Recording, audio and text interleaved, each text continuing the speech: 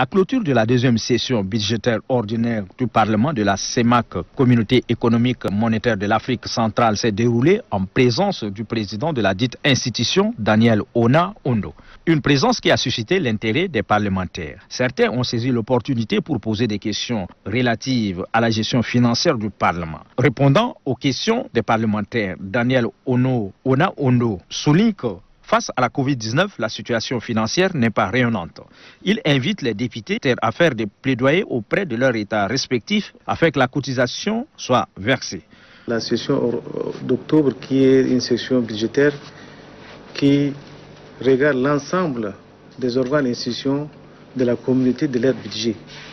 Malheureusement, compte tenu des contraintes de cette maladie, ceci est reporté pour le mois de février 2021 pour qu'on puisse trouver le budget et faire son adoption. Les États doivent ménager leurs efforts afin de s'acquitter de leurs contributions. Les États ne libèrent pas cette TCI qui est une taxe communautaire. Compte tenu de cela, il a demandé un plaidoyer à tous les députés de voir leur ministre des Finances pour que ces montants puissent être dégagés. En mettant un terme à la session budgétaire, le président du Parlement souhaite que la santé financière de la sous-région puisse se rétablir.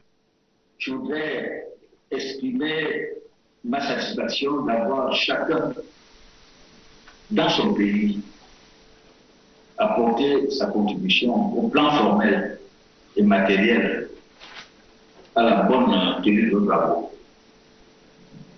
Nous ne pouvons pas être ensemble physiquement, mais nous nous sommes retrouvés, même si c'était en virtuel, autour de cet idéal de l'intégration de l'Afrique centrale, notre sous-région, notre communauté, que nous appelons le tout monde.